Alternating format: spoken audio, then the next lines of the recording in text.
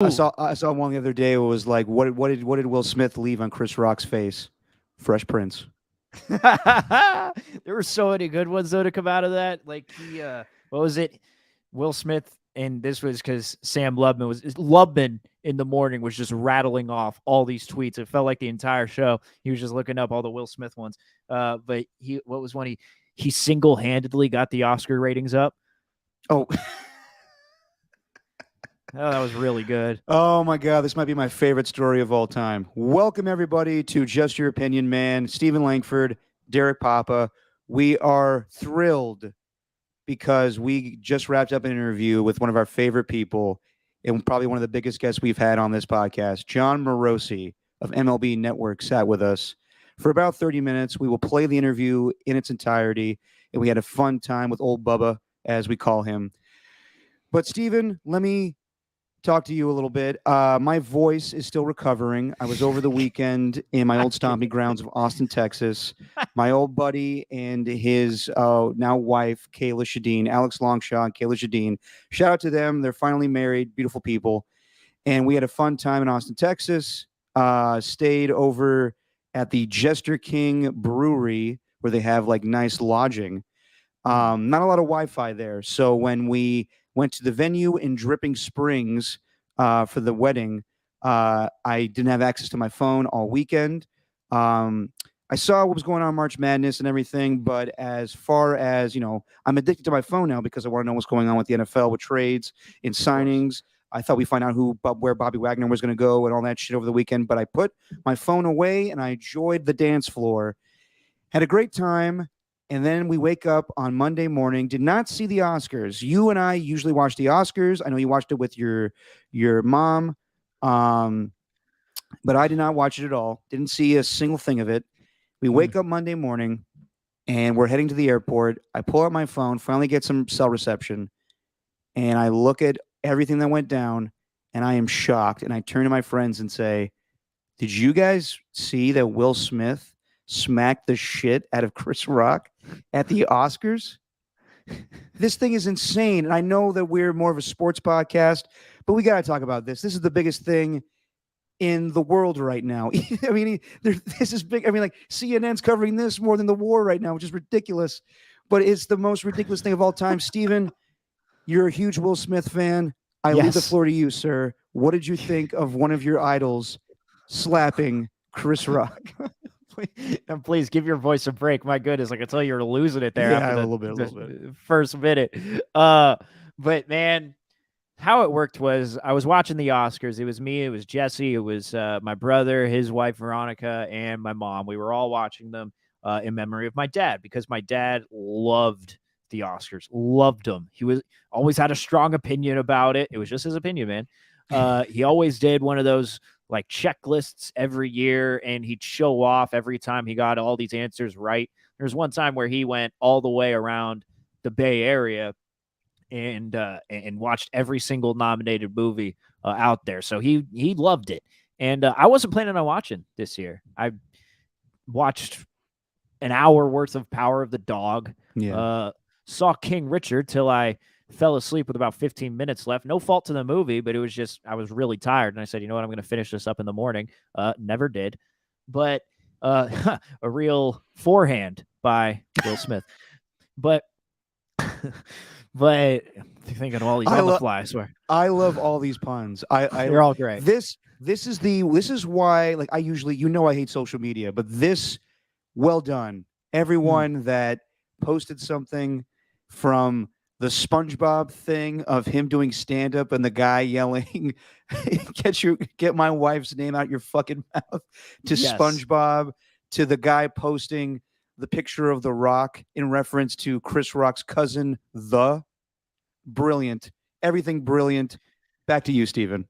So we were watching the Oscars, and we actually ended up watching them a little late. They recorded it. We didn't get home till like 6:30 or something, and I was really tired. And I said, you know what, by 9 o'clock, I'm gonna be out of here. So we just made it where the Best Supporting Actor award was given for the actor from Coda, whose name is escaping me right now. But we just watched that. It was pretty cool. The monologue was funny. the songs, whatever. I didn't really care too much for the musical performances, but it was overall, like, I thought it was a good Oscars. But then I look at my phone, made the huge mistake of looking at my phone, and I'm seeing this Will Smith thing, and immediately I thought it was fake. Now, we had to do everything we could, me and Jesse, because we both saw it, we did everything we could to not say anything. Like, we had to keep our mouths shut, keep them zipped. And Ian and Veronica, both of them were sitting on the couch going, don't say anything. We haven't looked at our phones. Like, don't say anything. So they were adamant we didn't. So we knew when we left that eventually they'd be seeing one of the most historic moments in television of all time. And my brother knows you don't text me after 10 o'clock at night. Like, I'm not going to answer. There's no chance I'm going to answer. I'm most likely falling asleep or trying to fall asleep. He texts me at 10:15 saying, did you see what happened? Because I wake up to this at 3 a.m. And then a half hour later, he's like, I made a meme. So I'll put it here on the corner. Just that's my brother's meme. And welcome to Earth. He was very proud of that one because Independence Day is one of his favorite movies, and he's very proud of the meme that he made. So we'll have that stitched up there right now in place of the Just Your Opinion Man title. So, you can leave that there the whole podcast. I love it. That's just in honor of him. But wow, for the podcast audience, what a time. It is just the image of Will Smith slapping Chris Rock with "Welcome to Earth," and with white text in the middle of it. Classic meme.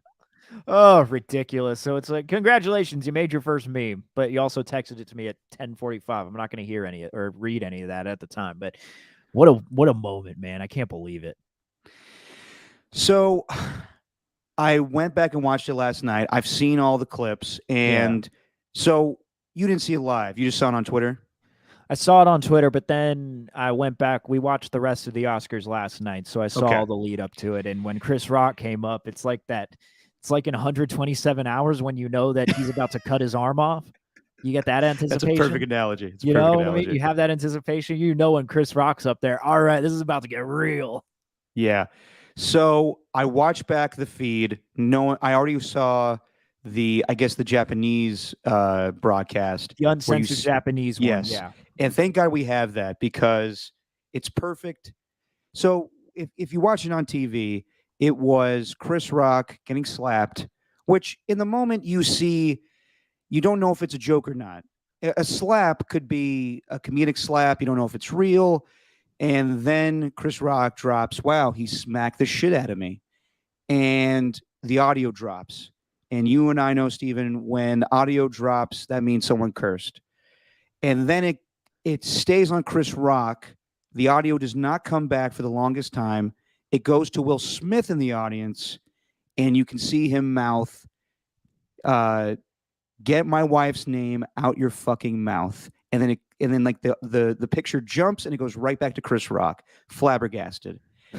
It was a G.I. Jane joke. Oh my God. So in the moment, I'm sure people are like, what the hell happened? And that was all the indication you needed that it was real.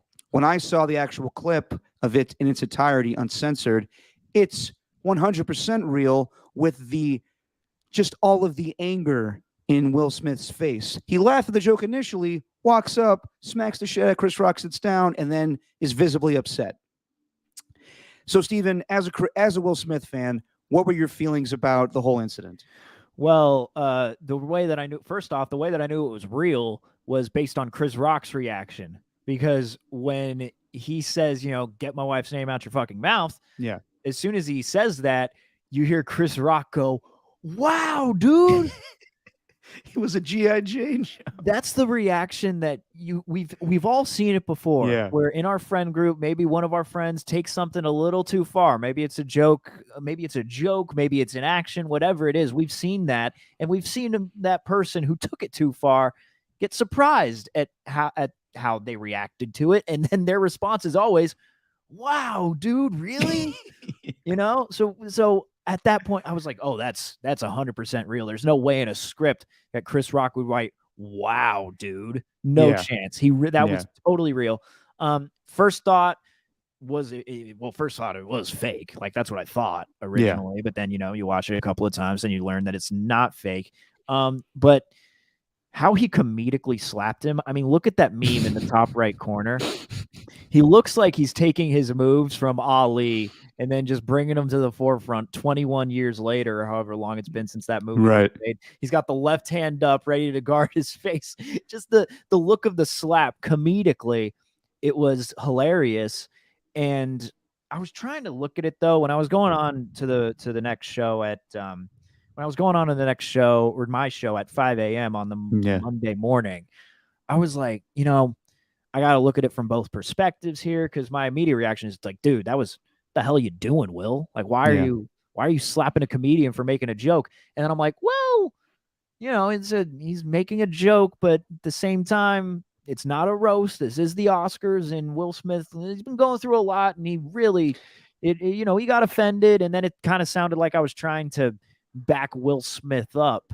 So Mhm. really, that was my first reaction to it. But then, you know, you look at it again, then you hear that Chris Rock didn't even know about Jada's condition, Mhm. alopecia, which is the autoimmune disease that causes hair loss. So she shaved her head, Right. and Chris Rock didn't know that. So I could see where Chris Rock was coming from. And really, when you think about it, the joke, it wasn't that good, but it also wasn't entirely hurtful to the No. point where you should go up and slap him in the middle of national television. I still can't believe that it actually happened. I can't believe it. It's probably one of the more crazier things I've ever seen on television. And I know a couple of years ago we had the mixing up of the envelopes of, oh, it was La La Land. No, Oh, it's actually Moonlight. That is in no way close to this. You had two superstars. Will Smith, probably top 5 as far as box office actors. And then you have Chris Rock, who you ask anybody on the street, you know who Chris Rock is. Everybody knows who he is. Probably one of the, if not the biggest comedian in the world. yeah. And the fact that one of them slapped the other is just absolutely insane. So watching the whole thing, Chris Rock did not come out with his A material. No, he did not.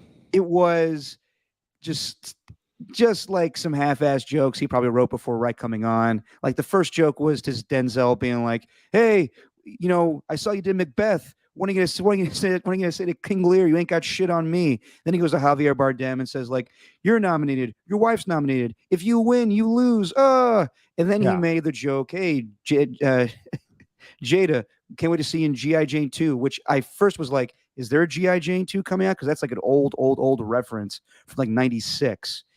And then you see she rolls her eyes and did not appreciate the joke.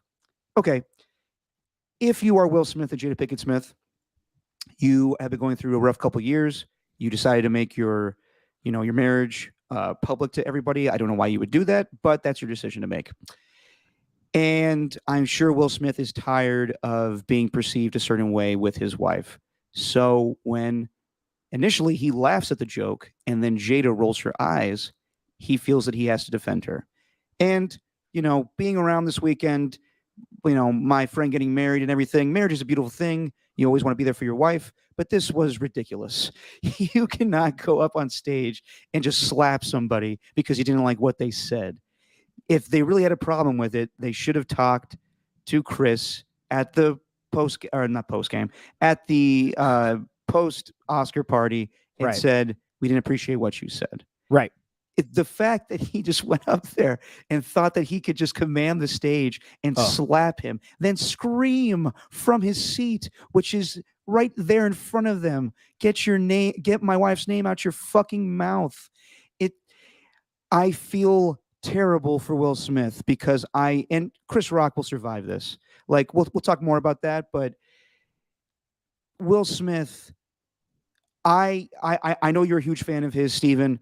I go back and forth on him. I think that he's come a long way.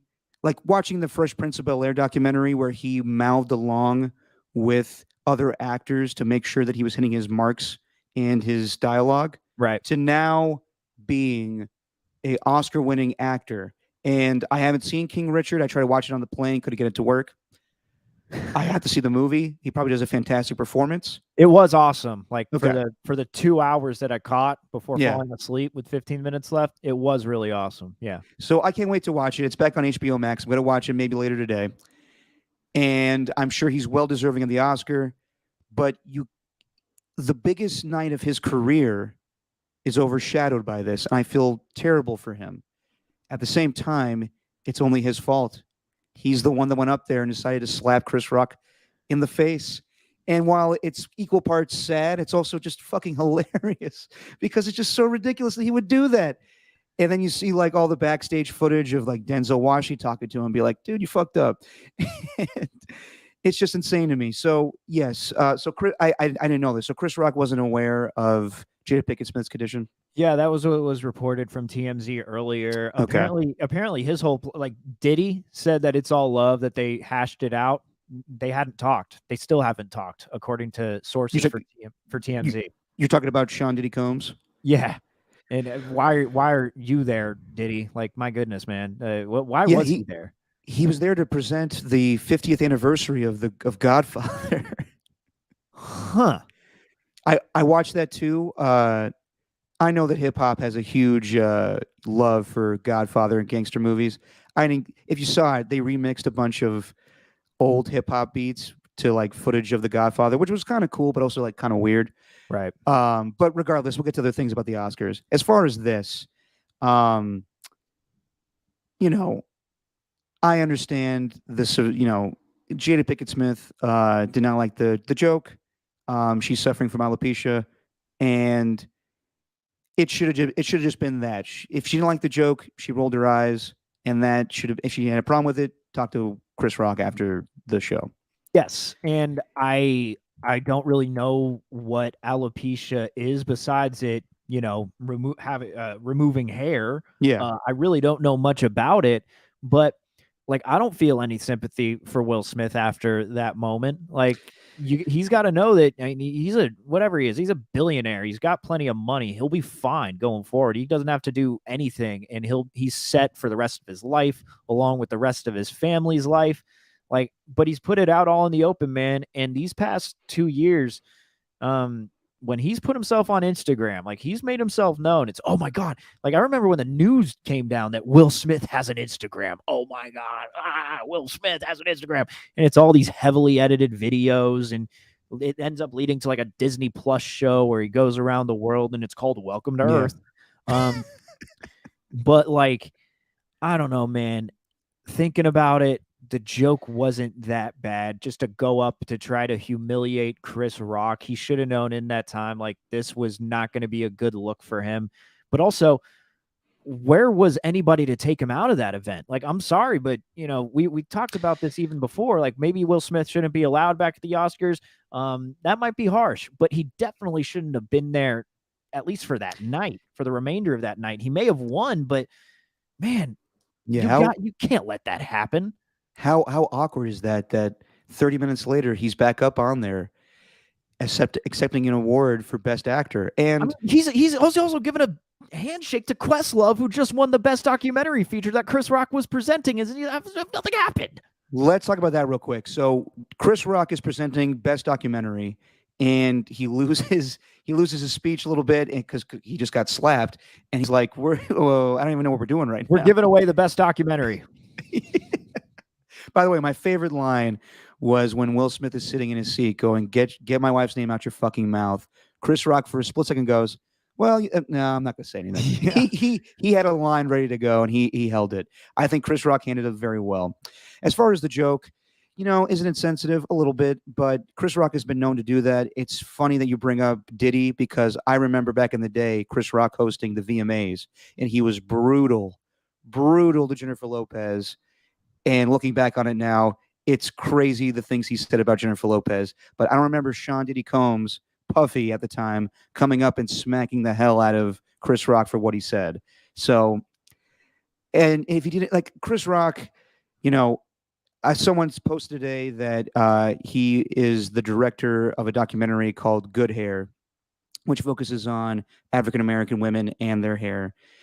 And there's a scene where he's sitting down with a woman that's suffering from alopecia. So I'm sure he is sympathetic towards it.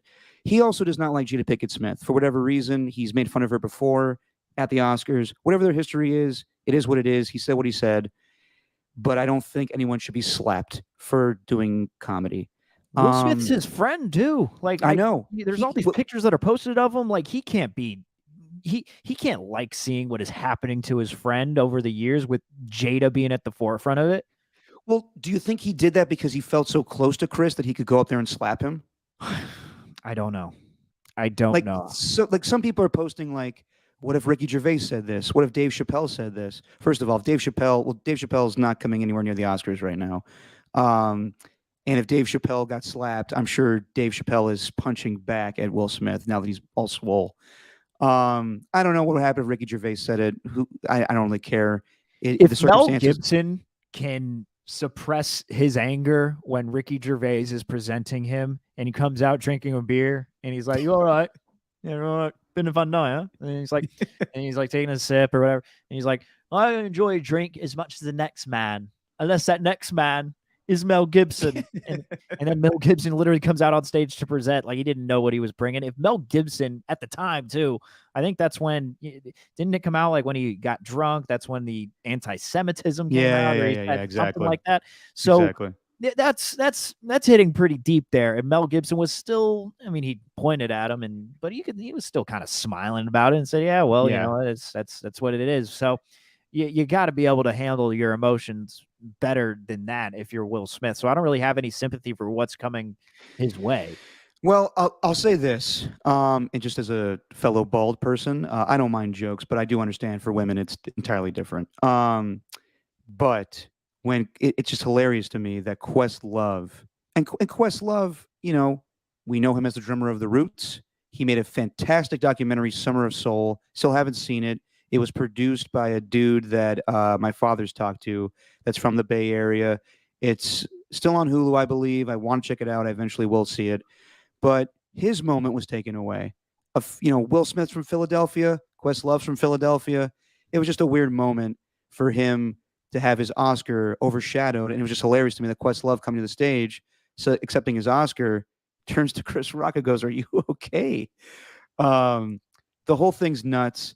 I do feel bad for Will Smith in the sense that, and when I watched, it was the first time last night I watched his speech, and it was, like I said, the biggest moment of his career, and he was thoroughly embarrassed, absolutely embarrassed. You could see when he's just crying profusely that he is ashamed for what he did because he knows this moment is overshadowed. And I understand his history. He's been raised to protect women. He did not have a good childhood with his father, so I totally understand that stuff. But his actions were way too much. Yeah. And I don't think that he should have been kicked out. I understand that it was a bad moment.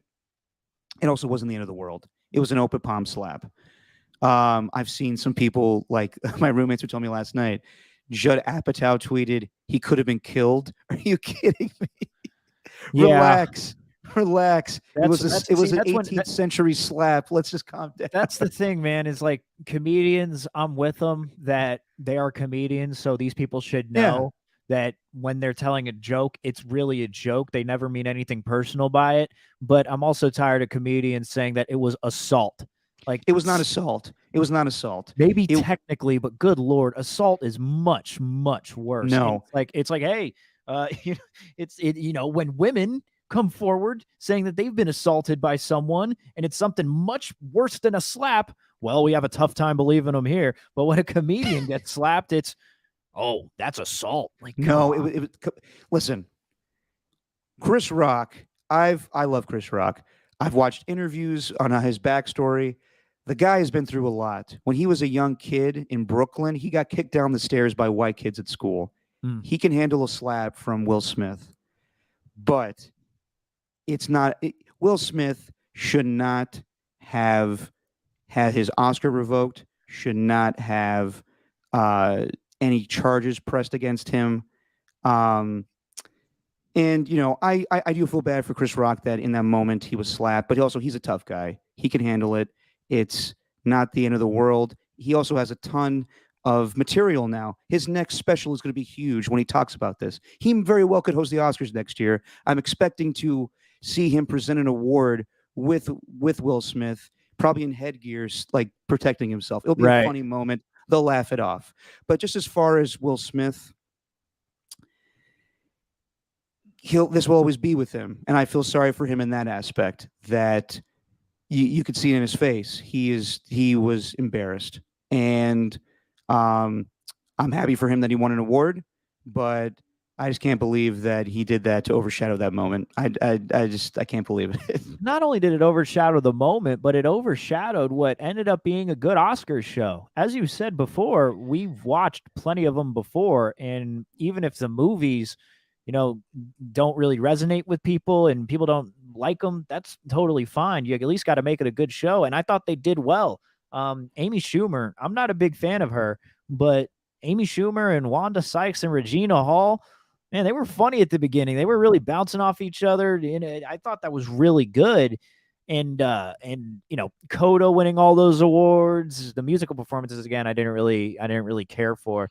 But all the other stuff, I thought Yeah. it was pretty cool, man. And the best supporting actor winning and giving that speech, Yeah. and everyone, I guarantee, I mean, who all knew like this is what you do when people who are deaf win an award. I didn't know that. That's what you do instead of clapping. Right. I was wondering like how many people are just like, what is everyone doing? And not paying attention. But I really that moment with Lady Gaga and Liza Minnelli, man. I still haven't seen that. I just watched like the kind of the highlights here or there. It was adorable, love man. It was just like it was Lady Gaga comforting Liza Minnelli, who clearly didn't really know what was happening. She, was going out to present an award. She didn't really know what was going on. She didn't understand the rhyme or reason to it, and that's too bad. Which is totally understandable. Yeah. And the way that Lady Gaga handled that, I hope she gets the praise that she deserves, because I don't know how many other celebrities that are presenting at the Oscars would have done the same thing. She's like, it's okay, I got you. And then she just kept it moving like a total professional. That was a really sweet moment that happened in the show, and it all got overshadowed by this slap. Yeah, I didn't see the whole award show. I don't know if I'll go back and watch the whole thing, but I love Wanda Sykes. I've been a fan of Regina Hall since she was in Scary Movie, right? Back in the day. Yeah. When she came on, I whispered to Jesse, I was like, Sydney, this bitch is messing up my floor. I'm happy that I mean, and Amy Schumer has grown on me throughout the years. I wasn't a huge fan of hers back in the day, but I'm glad that they got a chance to host.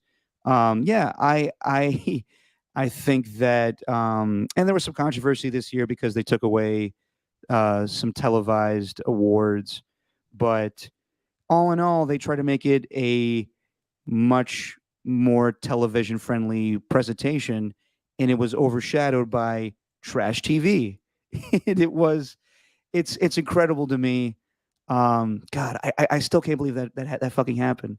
Will Smith slapped Chris Rock. I know. And I've everything that's come with it. Like I saw somebody said, instead of slapping him, he should just thrown him out of the auditorium like Jazzy Jeff and Fresh Prince. Just Yeah, I saw. Yeah. That'd be so good, man. I gotta tell you though, something that bothered me.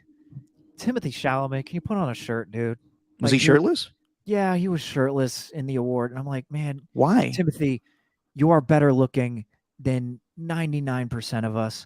Can you just put on a shirt, please? Yeah. Good Lord, man. And Jesse's like, Steven, you hate him because you're jealous. I'm like, I don't hate him. I just hate him because you ain't him. I just don't get the hype with his acting. He was okay in Dune. Nothing special there. I haven't seen Call Me by Your Name. You had that movie with him and Casey Affleck. I forgot what that's called. Manchester by the Bay or Sea or whatever. Oh, that movie sucks. Is he in that? I think he's in that. Can I just say, as your friend, you're better looking than Timothy Chalamet. No, I'm not. Yes, you are. This dude has a jawline like a god. But I'm just like, put on your shirt, man. Put on a shirt. Put on a damn shirt. It's like it was all out of jealousy, though. I'm sure Timothy Chalamet is a really nice guy.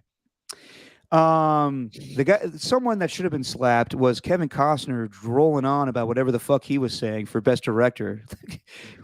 What the hell was that? Did you see that? See, we did, but we stopped listening after about a minute in because Jesse and I got into an argument about how he's aged. She says he's aged really well, and I'm like, I think so. Has he?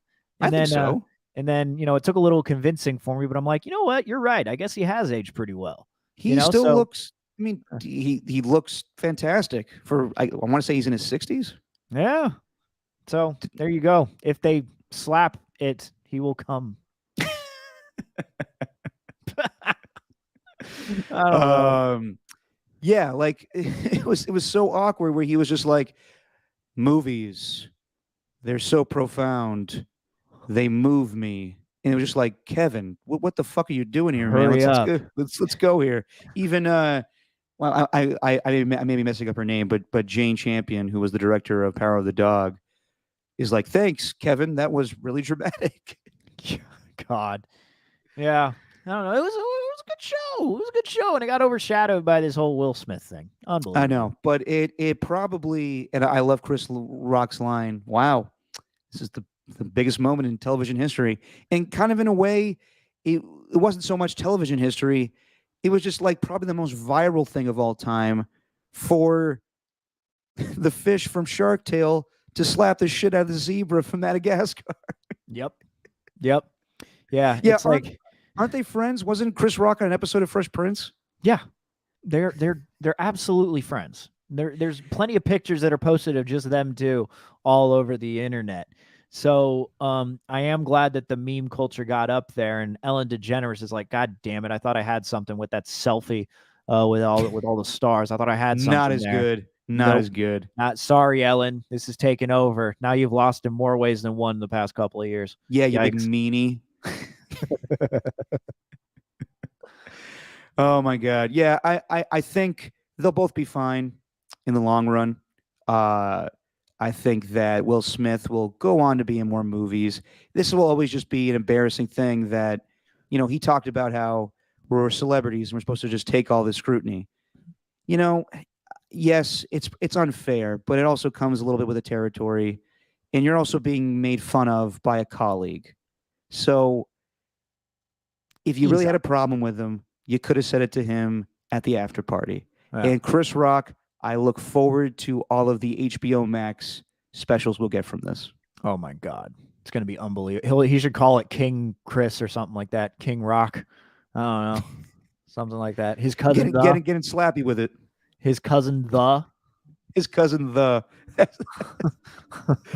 I just loved all of the reactions. Meryl Streep in the audience just being like, "Oh my god!" Lupita Nyong'o, man, she had no idea what the hell to do. she went from laughing to be like, "Oh, Will Smith is yelling right now." Yeah, yeah. She realized that it's escalated quickly.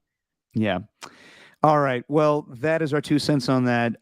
Sorry, we just that's we both love movies, and Too good.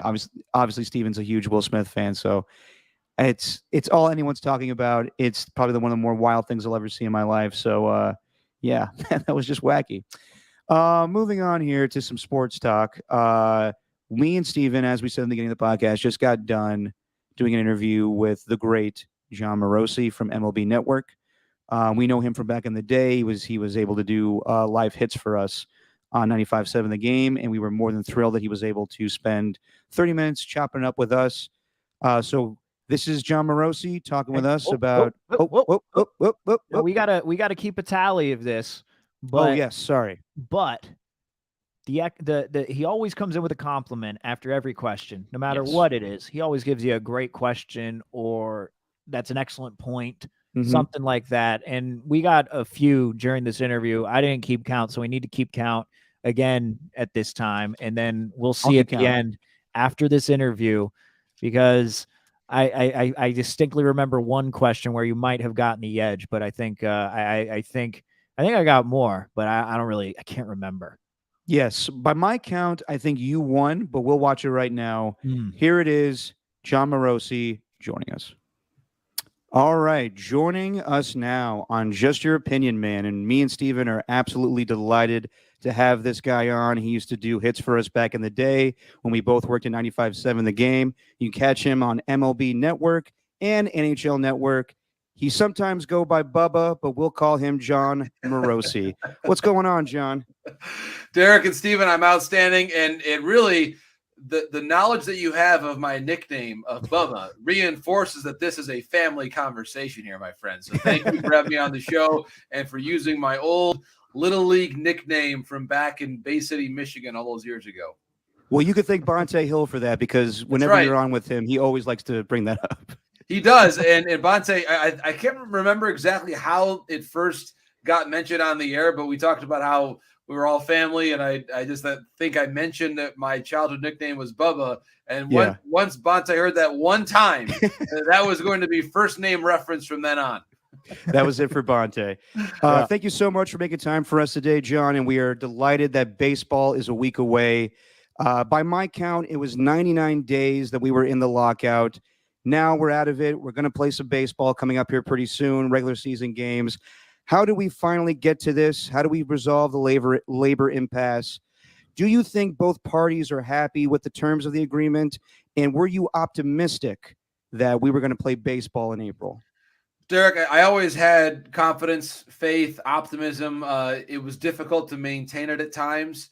But for me, a couple things stood out. Number one, both sides had tremendous amounts to lose if that work stoppage had gone on and we had missed games. You think about MLB and this initial year of some new media rights agreements. There's that element of things and the importance of keeping the game on the field. There's all the time that we missed in 2020, wanting to continue the momentum, all this great young talent in the game, Mike Trout's prime, Juan Soto coming into his prime. All of these reasons from a competitive standpoint and just marketing and growing the game, where if you had missed games, it really would have been disastrous for the overall sport and its growth in our country right now. And I think on the players' side, again, they had missed all that time in 2020 as well. The minor leagues really haven't been normal for a couple of years now. And so you had a lot of players who were just breaking into the sport and getting used to this profession and being able to reestablish themselves. And for me, they all wanted to get on the field, probably even more so than the superstar players, if you will. And so once we actually saw the agreements be voted on and there be the conversation about yes or no, I think it was a pretty obvious yes from the players' perspective, just for that large percentage of players who earn at or near the minimum. That's a lot of money, the increases that we saw with the minimum going up. And so while we can certainly discuss what it ends up looking like at the higher levels and the luxury tax threshold, the reality is the vast majority of players really don't have much to do with the luxury tax threshold. They're just hoping to get into the sport and make a few years of really good money or longer than that, obviously. But this is a very transient game. You're in and you're out, and you have to capture the best you can of your earning years, and to lose another month or two or half a season, I think would have been a calamity for a lot of people involved. So I'm just grateful that in the end, both sides found a deal that worked mutually for both parties. Yeah, and I think we were all kind of tired by the end of all the negotiations. And by the time we knew that spring training was coming around and that we'd be having a season by the start of April, it's like, all right, let's go. And Jean, with you, one of my favorite things about you as a baseball reporter is you just have so much fun with it, and you really do love the game. So I am curious here, and sorry, Derek, to go off the topic of actual baseball lockout talk.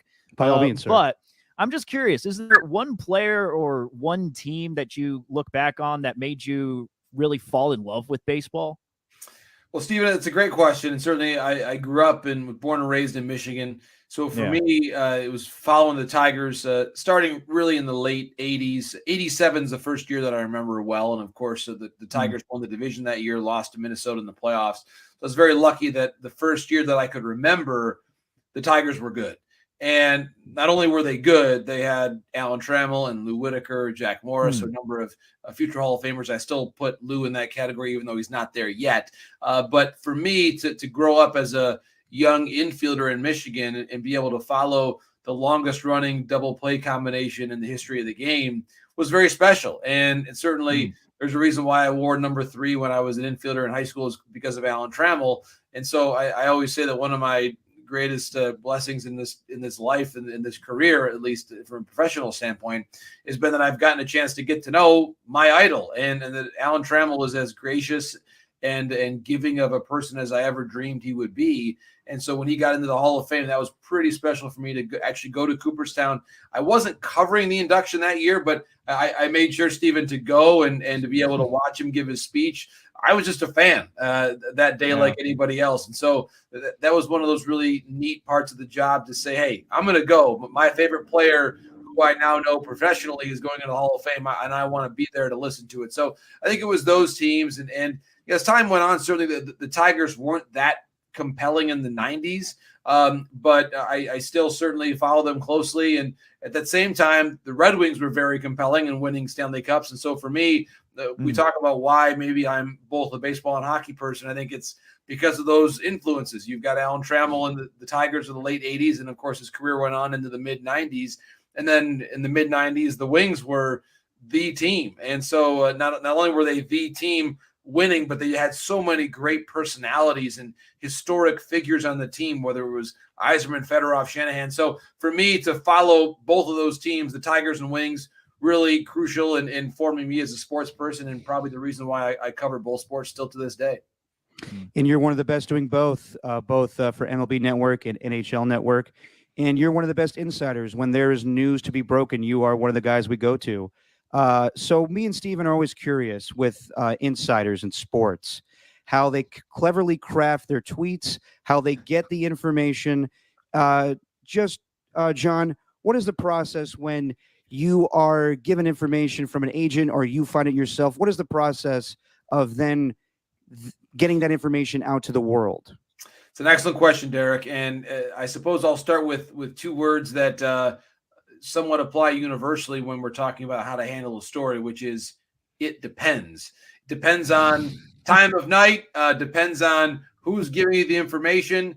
If a GM texts you and says, John, I've just acquired Juan Soto in a trade, then it's probably pretty good if it's coming from the GM. So that you have to kind of consider who this person is when they're giving you the information, maybe what their motivation could be.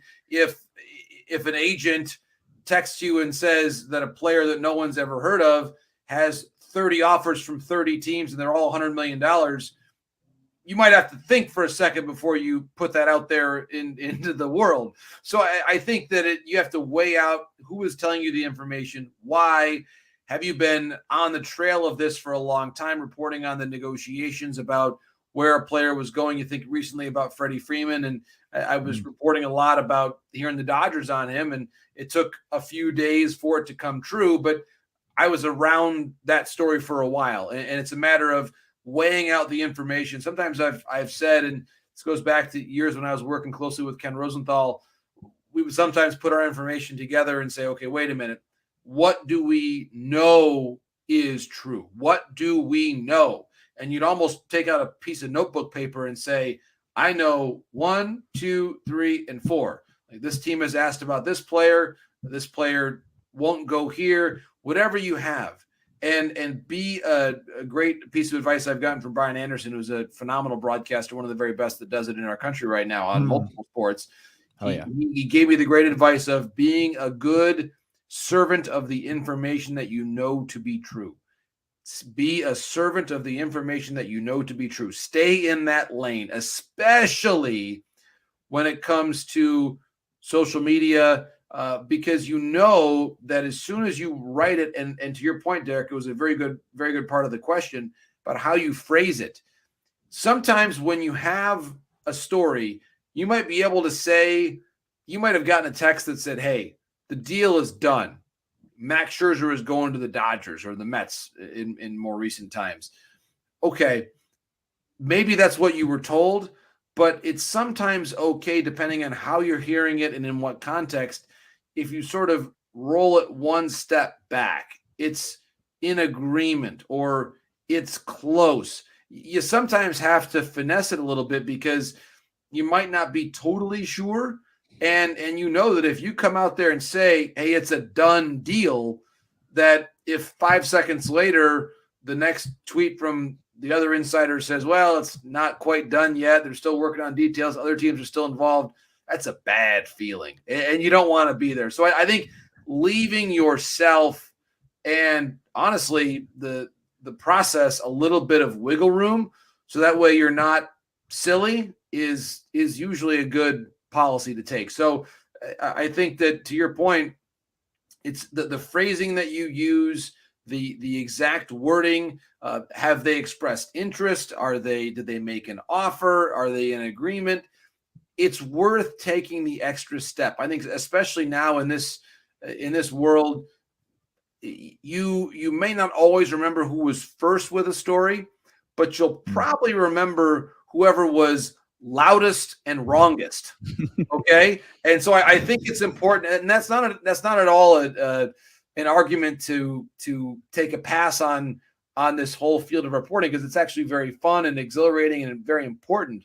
But I just think it makes you realize all the more the importance of being accurate and the importance of not being cavalier with any of this information. I remember years and years ago, there was a player who I was reporting on getting traded at the trade deadline, or it was actually at the winter meetings. And I sent a tweet out that he was close to getting moved, or that there were a couple different teams who were involved in the process. And I remember I tweeted the information about the pitcher, and the first response to my tweet about he's close to getting traded was from the player's wife, who said, "To where? My kids want to know where we're going." And so, and listen, I wasn't making the trade, but that gives you a little sense of the importance of what we do here. Again, we're not saving lives here at a hospital, but it's important that people care about these teams. And more importantly, we're reporting on someone's husband or father or son. These are important life moments here, not to be just thrown away with saying, this guy's going to get traded. I don't know where, but he's going somewhere. Well, their family's going to see that. So it's important to, I think, have that understanding and context and empathy for what it must be like to be going through a very contentious trade deadline or winter meetings type of negotiation. And even more than just those reports, though, John, is one of the most interesting parts about the offseason and all the moves is the process as to how it happened. Like the story about Carlos Correa, who I believe is now, based on average annual value, is the highest paid infielder in Major League Baseball history, if I'm not mistaken. Correct. So his story with the Twins was this all happened overnight. And some of these guys within Minnesota's front office didn't realize it happened until they were gone to sleep at 3 and then woke up at 5. I mean, how often are these deals done where it's an overnight thing and guys are just on the phones for 24 hours just trying to get these deals done? Well, Steven, it's certainly the Correa news was unique. At the time it broke, obviously we weren't expecting the Twins to be the team that he went to. This was certainly not right. This was a unique situation wrapped within a unique situation of the lockout, this rapid start to spring training, still needing to sign a number of players. Freddie Freeman was obviously going off the board around the same time. So all of these different variables created this rush, this flurry of action in March that you almost never see. So that, I think, was a bit of an aberration. And so the way in which that transpired probably is the exception and not the rule. But what I will say is, when you have a motivated owner or one who's very committed, and you have a GM who knows the parameters and can work quickly and has some flexibility to make a move, you can see things happen quickly. Because when it comes to a player like a Carlos Correa or a Freddie Freeman, these top of the market players, there's not really a big decision to be offered by your pro scouting staff. Your pro scouting staff is going to say, Freddie Freeman, great player. Carlos Correa, great player. Can we afford him? That question is one that's left to the GM and the owner. Like, because every scout in the world is going to say, yeah, Freddie Freeman's a good baseball player. I could tell you that. I'm not a scout. So I think the pro scouts and the amateur scouts really make their money when it comes to obviously drafting players for the amateur scouts, or the pro scouts when it's the second or third player in a trade at the deadline. Hey, who should we ask for on the Class A roster? Boom. These 3 or 4 names, I saw them. They're all very good. Ask for them. That's when the pro scout really weighs in and has a chance to impact the organization's future.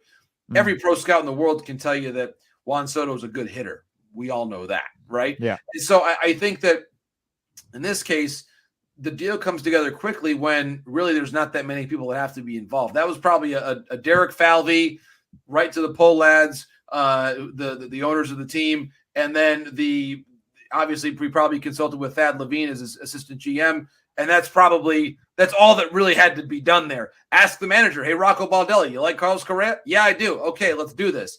And so when it's a really creative agreement in that way, you can actually probably involve a relatively small number of people. It's probably those larger deals that involve a lot of moving pieces, 3-team trades. You're probably going deep into the medical information and pro scouting reports for many, many years. I think the medical piece is probably one of the more interesting aspects of this, guys, is when you request the medical information early on in the process of the GM meetings back in November. I think that's where it's important that every team who is considering looking at the player, there often is a key code or a password, if you will, to be able to access the player's medical information. And once permission is granted to access that, the team that's been given permission can review the medical records. The training staff looks at it and says, hey, yeah, looks clean. Looks like he's a strong player, good health history. Let's make the deal. So a lot of that stuff can happen relatively quickly once there is buy-in from the proper people, such as the owner and the GM. So baseball is going to look a little different this year. Obviously, with the new with the labor negotiations, we have some rule changes. I just want to get your thoughts. You love the game. I just want to know what your thoughts are on the ghost runner on second in extras sticking around, the universal DH, and the Ohtani rule being implemented this season. I actually like them all. The ghost runner, so to speak, I've been a big fan of that for a long time. And it has the roots for me in fairness to the players. First of all, we have a lot of doubleheaders this year. So not wanting to overburden pitching staffs and risk injury, I think it's important to keep things on a more controlled basis. Also, I've covered the game long enough that I remember well going to cover a 14, 15 inning game, and a relief pitcher might have come in the 10th inning and given you 4 clean innings and really done a great job for his ball club, and is then sent to the minor leagues afterward because they need to have a fresh arm for the next day through no fault of his own. And that circumstance has always bothered me. These rotation spots, roster spots at the major league level are so precious that to lose one because of a fluke scenario when you've done your job well is so patently unfair that I've always looked for ways in the rules to minimize the number of times that happens. Now, certainly that may still occur in different circumstances. It's probably inevitable, but I've always tried to advocate for the players in this way to stay in the major leagues when you have deserved the spot. So I love the rule for that purpose. Universal DH and the Ohtani rule, both just I think are of the same origin, which is we want to put the most exciting offensive personnel on the field to excite the fans and put the best product out there possible. And so you look at a couple notable factors in recent days. Number one, Albert Pujols going to the Cardinals. That would not happen if the Cardinals were not in a position to have a DH. Mm-hmm. Nelson Cruz going to the Nationals and the great tandem that he's going to form with Juan Soto. Again, something that requires the universal DH for that to be a reality. So I think it adds excitement to teams. It keeps personnel in the game longer, like a Nelson Cruz or an Albert Pujols, having them involved. And I think we'll talk too about the All-Star game, the allocation of some additional roster spots for significant purposes, if you will. Again, we might well see Albert playing in the All-Star game in LA as sort of a send-off for him, even if he's not elected on his own merits from a performance perspective. He belongs in that game. We all remember what's the most notable thing that happened in the All-Star game at Target Field? Derek Jeter. That's what I remember with what he did early on in the game. So I think that's really important to be able to honor players in that fashion. And for me, Shohei Ohtani, anything that the game can do that helps Shohei be Shohei, I'm going to raise my hand and support because he is so great for baseball. He is. I don't know. I don't know which pitcher it's going to be. I don't know if who's going to be the Adam Wainwright in this situation of Pujols. Where he Right. just grooves Good a memory, pitch Steve. over the Good memory. Yeah, grooves a pitch over the middle of the plate for Jeter. But I love that universal DH prolonging careers. But I am curious, who are the players that you're looking at now who are finally getting a real shot in the big leagues that we should be paying attention to this year? Well, a few names I'll mention here in the American League Central. I think rising stars of today. I think a few top 10 prospects in the sport. Bobby Witt Jr. with Kansas City. What exactly his role is going to be, I think, is still TBD. But he's played so well this spring that I just think it's impossible that the Royals do not have him on the opening day roster. He belongs there. Electrifying player, so polished, so young, but I think he belongs in the major leagues now. And then with respect to the Detroit Tigers and a couple big names there, Spencer Torkelson, Riley Green actually just wrote a story for MLB.com about how they could both really be part of this opening day lineup and roster for the Tigers. Green in center field and Torkelson at first base, two of the top 10 prospects in the game. And we talk about how unique it is when you have two players from the same organization both arriving to the major leagues at the same time, having a chance to grow together. You have some flashbacks a little bit. It's not exactly the same thing, but you think about Rizzo and Bryant with the Cubs, Hosmer and Moustakas with the Royals. These are players that played together, grew up together, and won World Series championships together. Certainly the fans in my home state of Michigan are really hoping that same future awaits the likes of Torkelson and Green.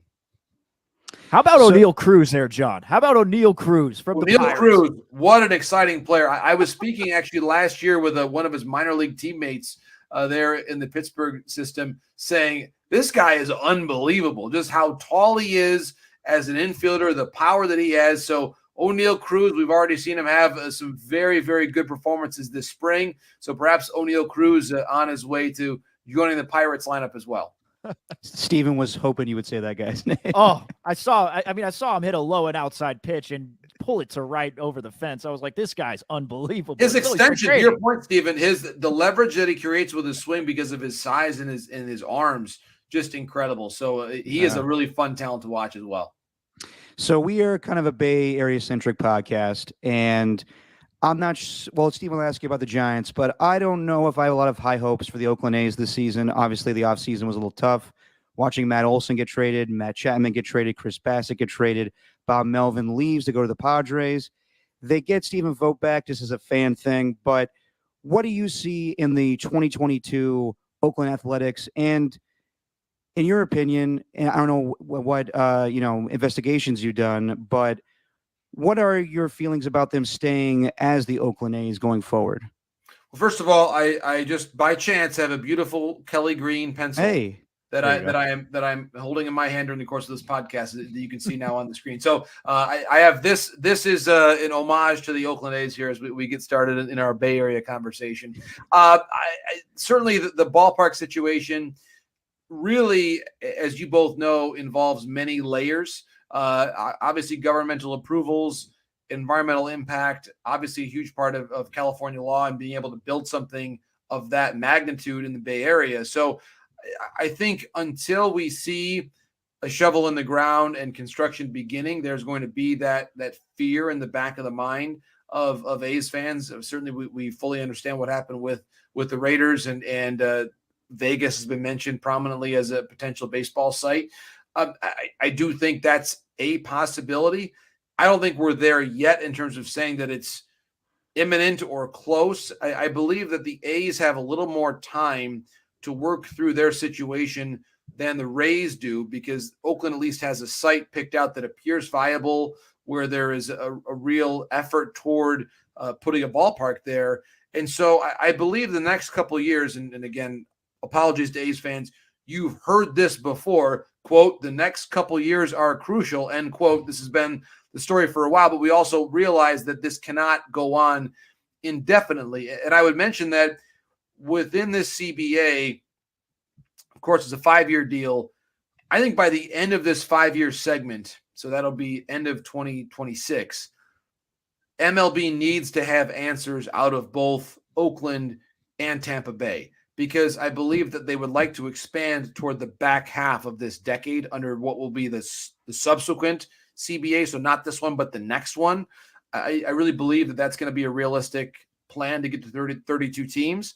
But it's not going to be imminent. I would not look for the A's to leave town this year or even next year.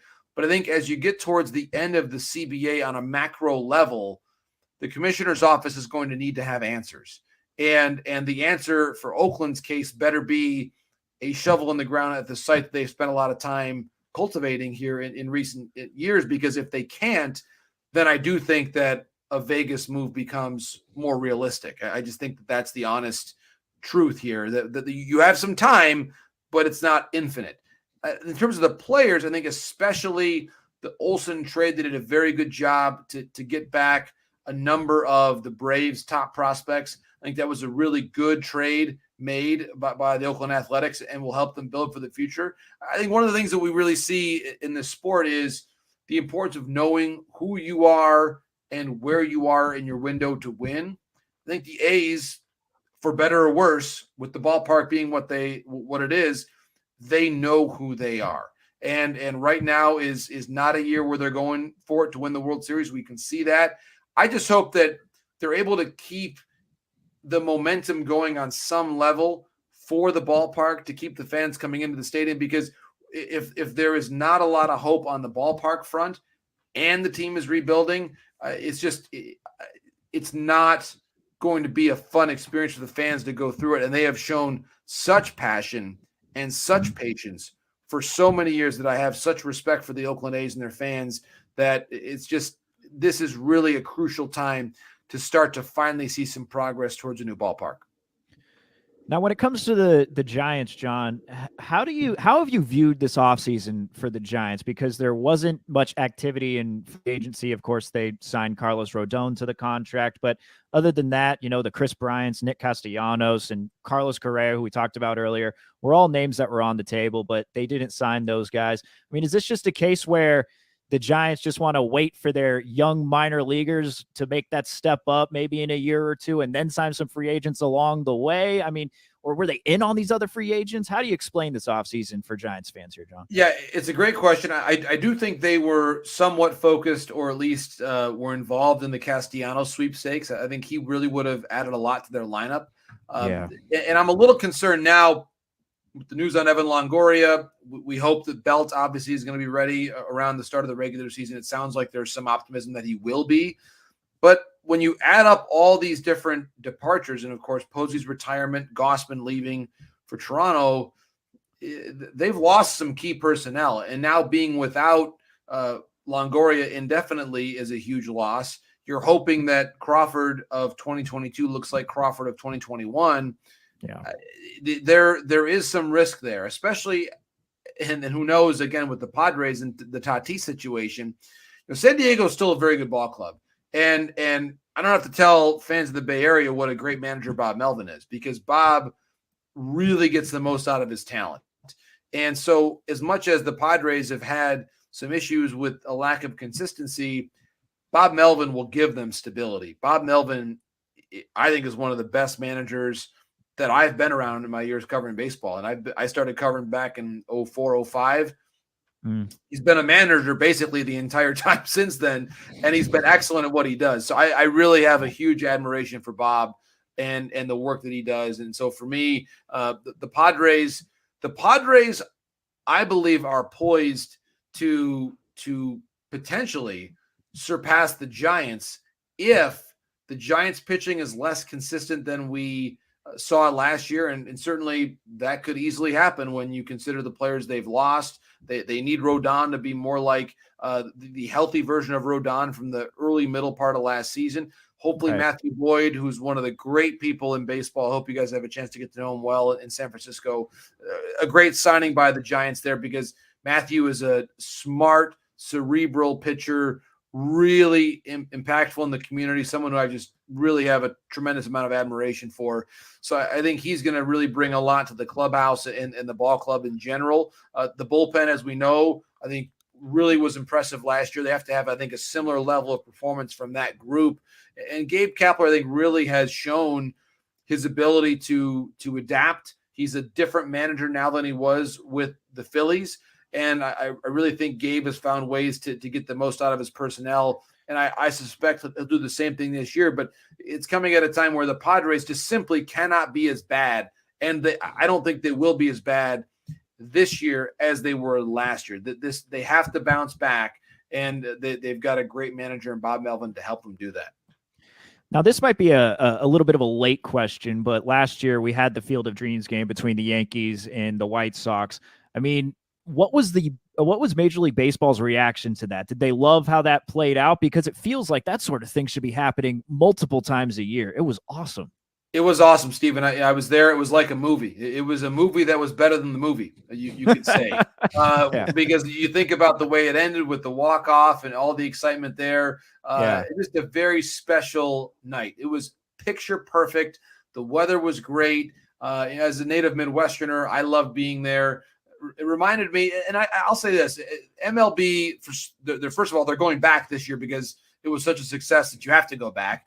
Frank Thomas in the interim has actually purchased the complex and is now the owner of it. So you've got that effect of a Hall of Famer. But for me, and I really hope that baseball, just as we hopefully move to a time in living with the pandemic where we're able to do more creative things that involve travel and unique locations, when you take the game to places that are not often seeing Major League games, whether it's the Little League Classic, whether it's the Field of Dreams game, whether it's going abroad, games in Japan, games in London in the past, games in Mexico, Puerto Rico. It really, I think, when you're a player or in my case, a broadcaster, and you go there and you're involved in celebrating the game in a place that doesn't always see the Major League product, it really revives your passion for the sport. It revives your appreciation for it, and it leaves a lasting legacy behind. And I think that for the players who participated in it, it was meaningful. We heard a lot of the Yankee players talking about the bus on the way from the airport to the field in Dyersville, Iowa, and the people who live there making homemade signs saying, "Welcome Yankees, welcome White Sox." For me, it reminded me of my hometown in Michigan. And I'm sure that when other people heard that, who live in more rural areas, it really connected with you, and it made you feel like baseball cares about the places like where you are from. And I just, the whole time I was there in Iowa, I kept imagining my own hometown, and the people there reminded me of people that I grew up with and my coaches. And so it was emotional for me. And I think a lot of people who were around it felt the same way, whether you were a fan or whether you were a player on the team. So I just think it was great. There's a reason why we're going to go back. I can't wait to see that spectacle once again, and just really excited for MLB to now keep going to places like Dyersville, keep going to places like Puerto Rico, where I have great memories of covering Francisco Lindor's homecoming game there and what that meant to him, and Jose Berrios as well. Like, these are special memories that I've been able to experience, and I really want to see the game get back to doing things like that more often. And of course, one of my personal favorite things in the World Baseball Classic, which we anticipate coming back next season. There we go. Well, John, you've been so generous with your time. We thank you for making time for us today. But when you were on the Afternoon Delight with us back in the day, we always wanted to end, and we know you're a Detroit guy, we always wanted to end with a Lions question with you. So I just want to know, what are your thoughts on the Detroit Lions and the Fighting Dan Campbells biting their kneecaps and all, being on Hard Knocks this season?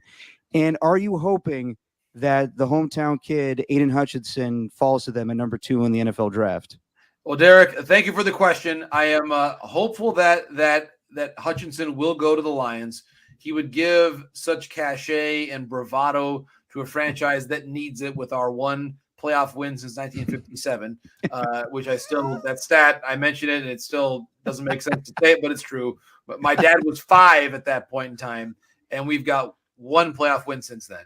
And so that's still remarkable to say. That should have been that pass interference call against the Cowboys years ago, but I digress in the playoffs.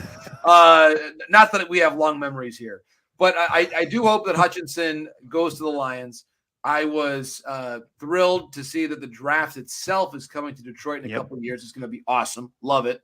And I do hope that we see at some point in time that great headline from the Detroit Free Press years ago when Detroit was awarded the Super Bowl back in 2006 for that season. The headline when the bid was awarded was Detroit wins Super Bowl. which I hope that will one day actually be true on the field. Right. At that point, it was true. It was accurate. We won the Super Bowl, parentheses, hosting rights. But small victories. Right, small victories. We will take it. We hope that we move forward and are able to actually celebrate the coming of a true Super Bowl championship, or we'll at least settle for just a playoff game victory going forward. It sounds like the Lions will pick a quarterback at some point. I don't think it's going to be at 2, and I don't think you really trade down from 2. Just take the best player you can. If Hutchinson goes 1, then just take the best player you can. I'm not well versed enough in knowing exactly who that player would be based on scouting services. I would just say don't feel pressured to get the quarterback at 2. You can draft him later if you have to. Just take the best player that you can. And if it's Hutchinson, great. If it's not, just let's try not to have a colossal failure in the first round this season.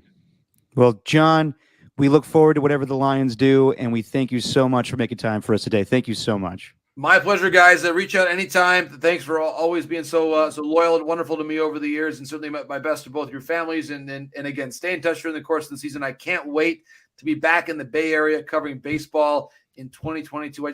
I want to be back out there. The sunshine, the air. I love it all out there. So can't wait to be out there. Thanks again, John. We appreciate John. it. Yes. All the best. Thank you. Turn your mic on, Derek. Sorry about that. It was a long interview. I forgot to turn the mic back on. John Morosi. Oh, Great guy. We thank him immensely for spending time with us today for 30 minutes. By my count, Stephen, though, you won 2-1 with his comment. Great question. yeah, but you had the one early on talking about social media, and he gave you the 2-parter. So that's true. first That is off, true. and he said you had an excellent question, and then he circled back to here's another good point. So that really counts as 2, and also you got the excellent question in there. So I don't know, man. I think it's I know I won the battle, but I don't think I won the war. If you want to give me the victory, I'll take it gladly. I'll give you the victory.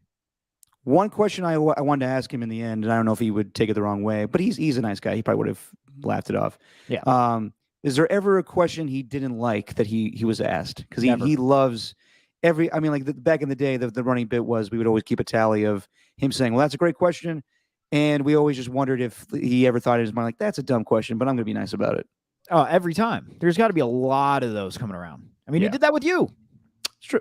I'm just kidding. What dumb question I ask him? You didn't actually ask any dumb questions. The other questions were good. I thought that was a good interview. It was a great interview. God, I got to work on my voice tonight. I'm not feeling. I got to tell you though, I'm not feeling good about the Giants after hearing that. There was not a lot of optimism in his voice. He just said, "Well, we could find the magic from last year, and Brandon Belt and Brandon Crawford could be back to being the players that they were, and Gabe Kapler would have to work his Kapler magic that we all saw last season." It's just like, oh shit. Well, I don't think he was endorsing the Oakland A's this season either, so it may be a rough year for Bay Area baseball. Brutally honest, John Morosi, about the Bay Area. Brutally honest. He always is. He always is. God, my voice. Speaking of my voice, I don't think my voice is as bad as some of the NFL head coaches this morning. Good Lord. We'll talk about that in a minute. But the NFL meetings are going on in Florida at the Breakers Hotel, which I went to with my mom and sister when I visited her earlier this year. And it is a beautiful, beautiful hotel. They're going to have lots of fun there, which is evident in all their faces the next day. But we got some big news today from the NFL meetings. Josh Allen got his way. There will be a new change to the overtime rules. So if the Chiefs and Bills were to play again, the outcome wouldn't be the same. The Chiefs went down and scored in overtime on the first possession. That will not end the game anymore. No. The other team will get that other possession, and then it will turn into sudden death. So, Stephen, what do you think about the new overtime rules for NFL playoff games. I'm very happy about it. Very happy about it. And this is what needs to happen in sports, man. When they see that there's a fault in their sport, they need to change it. Now, John is as we just had on, is a very positive, optimistic baseball insider. But the reality is about baseball is, even though they got the lockout sorted out and we're getting baseball back, a lot of people aren't going to like the product that's being put out on the field, and that's due to the lack of changes within the sport. So hopefully other sports can take note of this and say, hey, when we see something, I mean, basketball did it this past year, and we kind of went off of it, but it's that refs aren't allowed to make those calls when you're trying to hunt for a foul when shooting a three, and they changed it so you could be a little more physical. Right. So when changes need to be made, the NFL does it, and that's partially why the NFL is king compared to these other sports. Well, sometimes they get it right, sometimes they get it wrong. I never was a fan of throwing the flag on pass interference calls. I thought that was dumb. Yeah, so I'm glad. Yeah. But I'm glad that they realized that that was stupid, and now that's taken away. I think the fact that when you have one of the biggest names in the NFL mad about a rule, case in point, Josh Allen, it was changed. And this is the right thing. It's always been a topic of conversation every year when there is a game that ends with the first team possessing the ball, winning the coin toss, going down and scoring. Yeah. We always get the same old radio takes. You need to get another possession for the opposing team. And now they got it. So there'll be no more complaining. I'm all for it. I'm happy. Let's move on. As we should. I'm very happy about it. Now let's get to old Kyle Shanahan, because I love his outfit. He's dressed like Stewart, if you know the Mad TV sketch. The opening shot, man. It's flattering for our boy. Yeah, his oh man, he's got some bloodshot eyes, and I mean, they're in Florida. They're working on East Coast time, so he's up a little earlier. But we'll react to how he looks later. Let's just hear what he has to say about the whole situation with Jimmy Garoppolo still on the team. What you saw from Trey is the natural progression for him to be a starter. Is that something that he's going to have to prove this offseason? Well, I mean, that's why we looked into trading Jimmy, because we obviously believe that Trey can be a starter, and we're ready to do that. But if we can't upgrade our team in another way, we're not just going to get rid of a good quarterback because we have other quarterbacks on the roster. And quarterbacks are really hard to come by. Some teams don't have any at all. And the fact that we have three that we're happy with, that is a good thing. You always want to upgrade your team, and usually only one guy can play. And we know we have all guys that are capable of starting, which Jimmy's done a great job for us. We brought Trey here to be that eventually, and I think that'll be sooner than later. But when Jimmy gets his surgery, and we can't upgrade our team by getting some good picks until surgery, until people feel good about that, I'm all right with that. I mean, we're not just getting rid of him to get rid of him. Jimmy's a good player that we all really like as a person and as a teammate, and we're going to wait to see whatever helps the Niners in those. So if Jimmy is on the roster when you get to camp, how do you envision that playing out? I mean, would it be a competition, or have you got that far? Definitely haven't got that far. But yeah, we'll figure that out. It'd be something. I mean, he'd be on our team, so you'd have to. I mean, Jimmy's a good quarterback, so that he's not easy for anyone to beat out, and that was tough. Trey wasn't ready to beat him out last year. It'll be definitely closer to that this year if it happens, but it's something that we want to have to worry about the training camp. And usually when you have a situation like that, it makes everyone better anyways. There you go. So he's saying what we all thought, that they tried to trade him, didn't happen. And I think John Lynch yesterday shot down the whole two second round picks. Right. It was never on the table. So he's saying what we're all thinking right now. He's not healthy enough to trade. So when it comes to training camp, we'll figure it out. He will be there, it sounds like. And there's a lot of people saying, will Jimmy Garoppolo's appearance at 49ers training camp hinder Trey Lance's development as a starting quarterback? I'm not so sure. I don't think so. I think Jimmy being around may help him. I don't think it's going to turn into a Steve Young, Joe Montana situation. No. Eventually, this is a different era of football. Jimmy Garoppolo will be a free agent next season and will go to a different team. That's when it officially ends, in my opinion.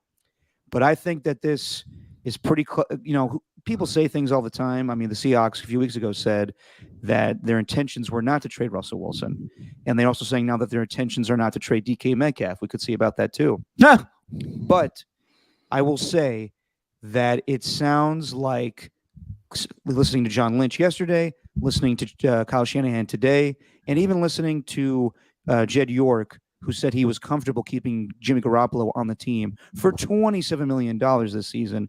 I think that they are more than comfortable having Jimmy Garoppolo either be the starter or backing up Trey Lance this season. I'm not sure Jimmy is thrilled with this, but just looking at Kyle Shanahan's face, he lit up with the idea that Jimmy Garoppolo is staying on this team. So I think it's a strong possibility. His face is already lit up from that night that he had. Clearly, the night previous. Like he was, True, very that true, man is- very true. That man is tired. Like I'm glad he has the coffee, but it looks more and more like Garoppolo is going to stay with this team in 2022. Now, you know much more about contracts and everything than I do. And after doing some research into it, I think we've actually had this conversation before. But when it comes to restructuring a deal, Yeah. so how can that work with Jimmy when that would all go to a signing bonus? Now, the signing bonus doesn't count against the cap. Not to my knowledge, no. So who pays that then? Like how does that work? Because that's what it would be. Well, Restructuring would be all right. You put this into Yeah. these bonuses, but I thought that mostly applied to players who have these multi-year deals where they could spread out that signing bonus money. Yeah, that's why it's crazy to me. The Browns collectively, because they're just having the signing bonus on the books for Deshaun Watson and Amari Cooper, collectively only cost $16 million this season. It's insane. That's my understanding too, Stephen, that I don't know if you've heard otherwise, but Jimmy Garoppolo, there isn't much wiggle room.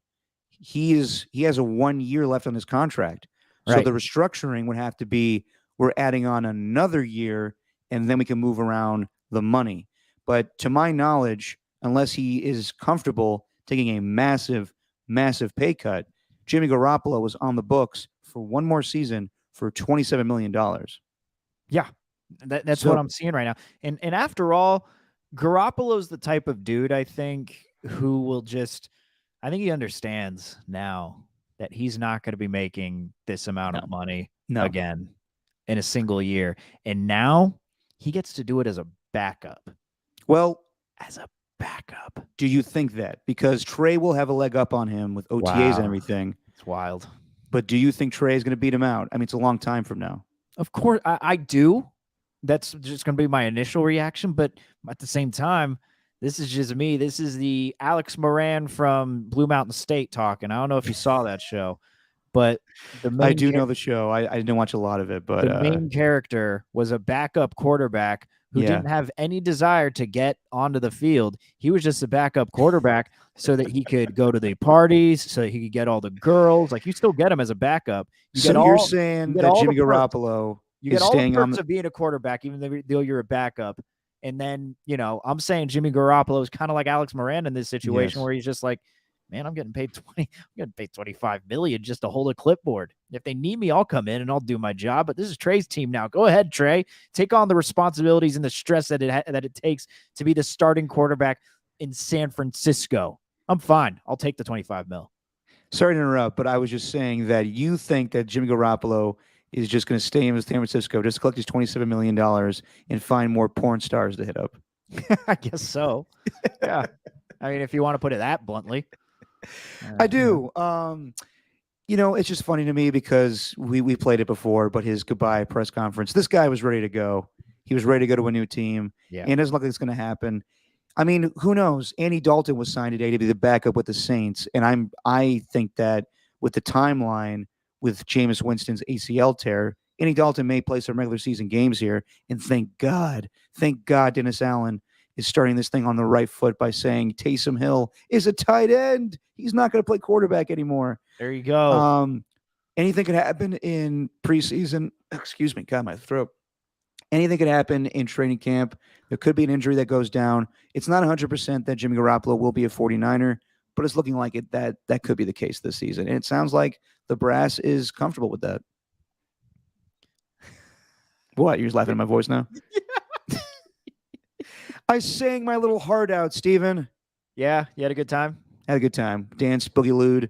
sang some songs, drank a little bit. It's the mix of screaming at the top of my lungs and alcohol that's got me today. Well, you know what? I'll be right there with you next week. We got old Tommy Call's wedding on the Saturday night, so I'm really looking forward to that. Shout out to Tommy. By the way, I actually, you know what? I'll save this for the end. But I am second in my March Madness bracket. I know we got March Ooh. Madness to talk about, but I'm second in the bracket, so we'll get to that later. But in the end, dude, I think this could be a positive for the Niners. We can because all the reasoning I'm hearing today, because of course working in sports radio, you're going to hear every single take out there, and a lot of them, none of the reasons were for this is going to be bad for the product that's being put on the field. A lot of it was just, oh, this could cause could cause friction within the quarterback room. This is going to knock Trey's confidence.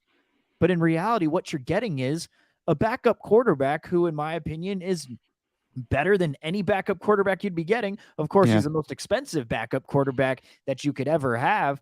But if Trey Lance can't go, because after all, he did get hurt. Not only did he get hurt after Kyle Shanahan ran him into the ground in that Cardinals game, but didn't he hurt his finger against the Raiders?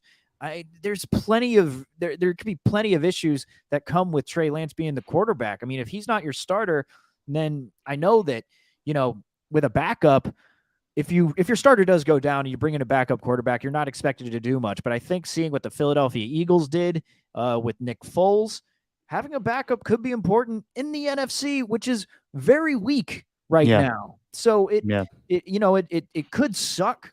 And, having this quarterback competition, Kyle Shanahan's going to have to answer endless questions about it. But he could easily put a stop to all those questions and just say, hey, Trey Lance is the starter. Jimmy's the backup. That's how we're going to go this season. You get a good professional in Jimmy. That's why he was a good leader. I don't know. I mean, it's not that bad.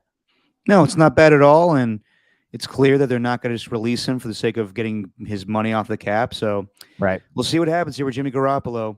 Speaking of recovering from weddings and whatnot, drinking, Kyle Shanahan looks like he was struggling today. Dragging ass a little bit, looking like me yesterday trying to get to my plane. We've all been there. We've all been there. It's a fun time in Florida. The Breakers Hotel is a massive, massive hotel. They got great drinks there, so I'm sure they had a ball. I also saw that Sean McVay's face was looking a little puffy today. So Really? they all were drinking last night. I like how they got the NFC coaches breakfast. It's like, hey, let's put as much grease as we can into this buffet so that these guys can soak up everything from last night. So that Exactly. they can do these interviews. And you got Andy Reid wearing his Hawaiian shirts. You also got Ron Rivera wearing Hawaiian shirts too. I don't know if only Andy Reid could pull that off, but I think Ron Rivera looked good as well. Amongst the bunch of NFL head coaches, who do you think can drink the most? Dan Campbell. I thought about that, but Dan Campbell's also in pretty good shape too. So it doesn't look like it looks like he's like slumping a little bit anywhere. He's still pretty tight. I would say the guy that could drink the most is Bruce Arians. You think so? If he could, he would coach a game with a glass of scotch and a stogie in his hand. No doubt. No doubt. Smooth jazz playing in the background. Jazz. He just have smooth jazz playing as the kickoff's coming along. It's like whatever music it's not. No, we are not playing Archie's We Ready. We are playing some Kenny G. Archie Eversole? Yeah, but I think who's a sneaky good one is Matt Rule. I think Matt Rule can really put him down. He had one of my favorite photos, or he was one of my favorite figures in that coach's photo because he looked like photo with his shirt, with his polo shirt and his pants. He legit looked like a kindergartner who's taking a school photo. Like, it's just so good. Yeah, maybe the last time we see him in one of those photos. Yeah, I could see like Kyle Shanahan though. I don't know. I could see like Bruce Arians and maybe some of the older coaches picking on the younger guys with Kyle Shanahan and Sean McVay, Cliff Kingsbury. All right, let's get the NFC West. Let's get these young hot studs. Let's get them together. Drink. Yeah, and I don't know. I've really worded that poorly, but like let's and Dan Campbell's like forcing them all to do it. Come on, it's like it's just such a man fest at that thing. But I always imagine Bill Belichick just being like, "No, I'm going to my room. I have no time to hang." Speaking of which, I don't see him in the photo. I do not see him in the coach's one. No, he doesn't do the coach's photo. Just like he's not in Madden. He refuses. Right. Exactly. So you got that. That'd be fun though. Wouldn't you want to go? I'd love to go to that. Oh, dude. You ever been to the Breakers Hotel? No, Derek, I haven't. Well, Steven, let me tell you about it. It's fantastic. It's luxurious, and it's right down in Palm Beach, and it's beautiful. It's on the water. They got good snow crab there. How'd you end up going there, huh?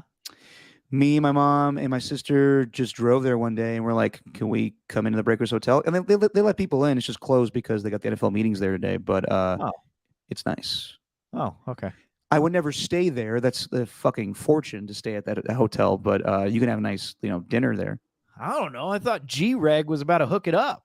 G-Reg ain't doing shit at the Breakers Hotel. So with all that shit going down, you got a bunch of NFL brass meeting together. I would not be the least bit surprised if we get more movement here in the next couple of days because we kind of hit a lull in NFL free agency with all of the fuckery going on. And we probably needed like a little breather. But I would not be the least bit surprised in the next couple of days here with all of the coaches communicating and all the owners communicating. We get a little more trades going. We may see some guys on the move finally, like Bobby Wagner, Tyrann Mathieu. It sounds like these guys are ready to go. They're just waiting for the right price. So we'll see what happens here in the next couple of days. Yeah, are these things used for like getting the coaches liquored up? Maybe get them to a little bit of that truth serum. You know what I'm saying? You hear stories that the combine and meetings like this are, more social gatherings for the coaches to, get together, get deals done. I personally have never heard of two, executives or coaches drinking and then being like, yeah, I'll trade you Devontae Adams for nothing. So what do you really think about Baker Mayfield?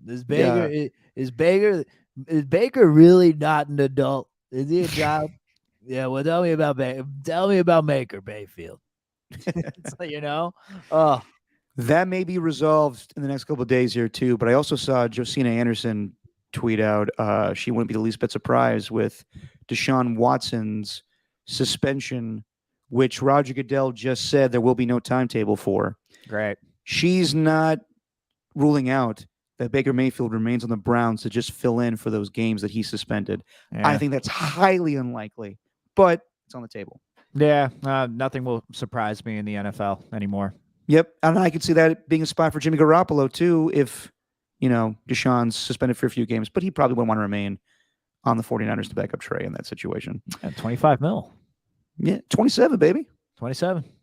Steven, I missed all three Warriors losses. What's the takeaway from all three of them? We just suck right now because Steph's gone and we don't know what the hell we're doing. Yeah, that's it. Draymond does not look good.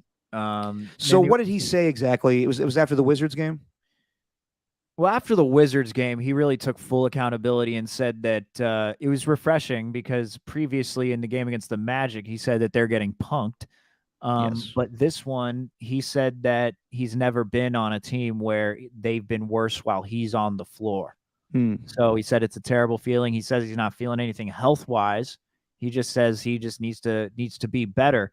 But you combine all of that with his comments on the podcast about the Lakers and this thing with LeBron, Clutch Sports, all of that. And it's culminated into this outrage from the Warrior fan base. And then last night after that loss, the loss to the Grizzlies, it was the second half of a back-to-back. You're not going to be playing Clay, Dre, or Otto Porter Jr., so it's a chance for the young guys to develop, but they didn't look good. Jordan Poole actually had an okay game. Andrew Wiggins was terrible. And a lot of their depth pieces, like as there was this crazy number, Chris Chioza, who's on the two-way contract, he has a 90.7 offensive rating. And for some perspective, Brad Wanamaker had a 99.7 offensive rating. So that's how bad Chris Chioza's been on the offensive end of the floor.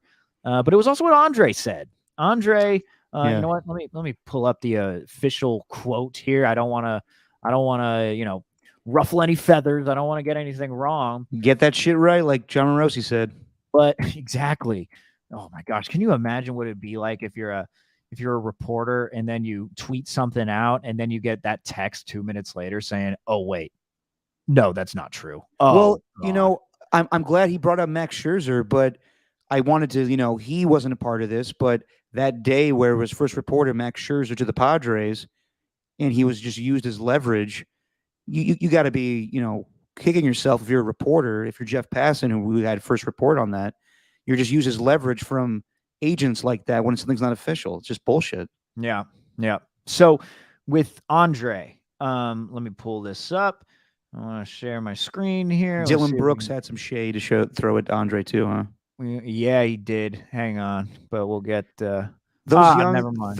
those young Grizzly players are still a little mad that he didn't want to come play for them. Oh, no doubt. But all right, so you know what? I can't pull up the screen, but I'm just going to read the Yeah, quote here. This go is for from it. Anthony Slater, The Athletic. Iguodala has been cryptically critical of the front office and ownership shaping of the two-timeline plan, growing the next era while still winning with the Curry core. Now, cryptically critical is a link. That's a link to his podcast where there's a 1.5-minute clip of Andre essentially saying that with that two-timeline plan, fans, there's this narrative that there's a championship now team while you're also building a championship contender within for the seasons going on. And he essentially says, like, do people realize how hard it is to be another championship team? And people took that as, oh, he's being critical of the young players. He doesn't believe in that roster that's on the floor. No, it people overreacted way too much to that. But really, this is the thing that got people riled up. Quote, it's just, it kind of disrespects the former era, but I also don't think you're giving the new era the opportunity to grow and be kids, throwing that all on them, and it's not deserving. It's just my perspective. I could be wrong. So, Yeah. I don't know, man. It's just these guys talking on the podcast and stuff. And I was saying this on the 5 a.m. show. I don't have any problem with them having a podcast. As a matter of fact, I like hearing players talk more on the podcast. But the worst part is that we don't know how to go back and listen to something with context and Right. with an open mind. You read a quote about that, then you're just going to go into it not even trying to listen to what he's saying. Because originally when I saw that, I was like, oh my God, Andre's about to trash the Warriors. And then I went to listen to it and I said, no, he's not trashing the Warriors. No. This is perfectly fine what he's doing. He's giving you facts. So a lot of it's just been overblown, and now they're looking like they're probably going to drop to the 4 seed if the Mavs, who I believe are starting in about a half hour, they're going to play the Lakers, and the Lakers are without LeBron, so the Mavs are no doubt going to get the win. It's looking more and more like the Warriors are going to slip to that 4 seed, possibly the 5th. Who knows? It's just not good, man. Just not good. Yeah, and we'll see what happens with Steph Curry. He is slated, I guess, for a return on April 7th, and I hope he does because I'm going to that game. But it's funny that Andre says that, because why else would he come back to the Warriors if he didn't think they were a championship team? Right. So And it is crazy, though, hearing the change, because at the beginning of the year, I listened to that Draymond and Andre podcast, and they were saying that this feels like the 2014-15 Warriors. Yeah. Where we're young, we're fresh, we're beating the crap out of everyone in the league, we're too fast for everyone in the league, and we are the best defensive team in the league. This really feels like the early version of the Warriors, and we're doing it with Steph Curry and without Klay Thompson. We're doing it with a bunch of younger players. This is really like 2014, 2015. Oh, my God. And we also got Andre Iguodala coming off the bench. This is amazing. And then people get injured. Yeah. Klay Thompson doesn't come back. James Wiseman doesn't come back. There's no activity at the trade deadline, none at the buyout market. It's just a change in tune I think people are having a tough time grappling with, because Draymond and Andre do not have the same confidence as they did before in this Warriors team. Well, yeah, reality is starting to set in, and this was official when we were away. Steve Kerr announced that James Wiseman is done, for the whole season. And, you wonder about his future with the team. I mean, at this point, I think he's not tradable just because no one's seen him, and he's more injury prone than anything. But you got to get that guy, playing to his potential. Andre's right, though. It could be a work in progress. This could be, like I said before, that the Warriors are a competitive team because they have a fantastic superstar, but it could just be that they're never going to reach that championship level again. I hope they do, and it would be amazing if they did this season, but I think just all of the bad things are popping up at the wrong time. I don't want to like make any snap judgments about the playoffs because there's 6 games Did you left. say slap judgments? Snap judgments? Oh, damn. Oh, what a slap to the face that was. Real quick, I just thought it was hilarious too. I forgot this point that the slap happened right before the in memoriam segment. Yikes. That did not include Bob Saget, but I thought it would have been hilarious for the producers if they were just quick and had all the people that died over the last year, and then at the very end, in memoriam, Chris Rock's face. Just put that meme right up there. That'd be great. That'd be great. But I don't know, man. They could look like a totally different team come playoff time because when Steph, Clay, and Dre were back on the floor, that's when Warrior fans were at their highest, and they just aren't looking good right now. And it's not looking like they're going to do much in the playoffs, but who knows? Multi-game series, adjustments, players getting used to playing against each other, all these different things. They're going to contribute in there. So we'll see, man. It's just tough to deal with all this stuff going into the end of the season. I know. I'm with you. Hopefully the Suns rest a shit ton of guys tomorrow, but I don't think that will be enough. There you go. Yeah, that's not happening. We could save winning time for next time. Thought the last episode was good. Are you caught up, by the way? No, I am not. All right, then we'll say that for next time. Although I don't expect you to watch, all of them to get caught up. I'll talk about it next time. Real quick, Steven, I know that you are a big music guy. I am too. Not a huge Foo Fighters fan, but I've always appreciated the band. Next to Dave Grohl, the most prominent member of the group was Taylor Hawkins, and it was terrible news to hear that while he has been recovering from his drug addiction, it got back at him, and he passed away. I want to say Friday morning. Well, at least that's when I heard the news, but just sad about Taylor Hawkins.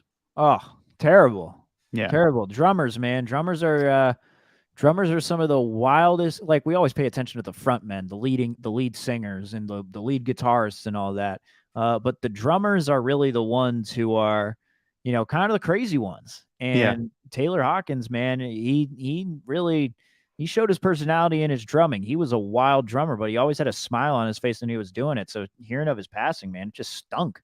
I know. Really stunk. It makes me want to watch that movie, though.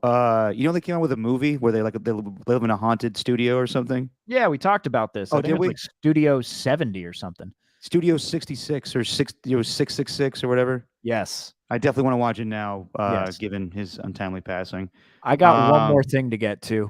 Go for it, man. If you're Go just for about it. to close things out. But you remember how you were kind of making fun of me because of UFC 272, Masvidal versus Covington? How excited I was because these two guys were former friends that hated each other and they were going to fight.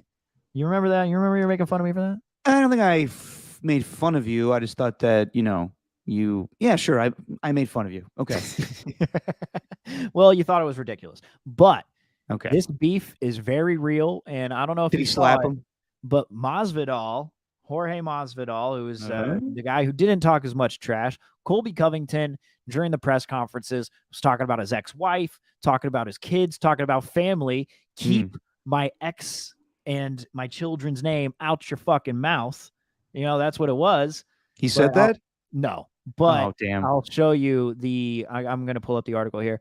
So he was arrested outside of a steakhouse after allegedly punching Colby Covington in the face. And just reading here, according to online records, he was arrested on charges of aggravated battery / great bodily harm, as well as criminal mischief. He's currently being held at $15,000 bond in Miami. If convicted of the current charges, Masvidal could potentially face significant time behind bars with aggravated battery, considered a second-degree felony, with up to 15 years in prison and or a $10,000 fine. Criminal mischief can also result in jail time and or fines as well. Now, just look at all these details here. Covington told the authorities that he was leaving the restaurant when the alleged assailant ran up and punched him twice. Covington suffered a fractured tooth and an abrasion on his wrist from the assault.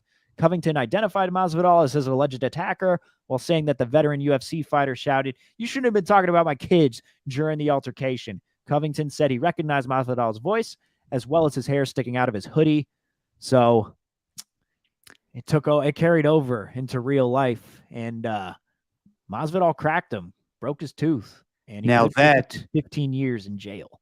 Now that is an example of real assault. 100%.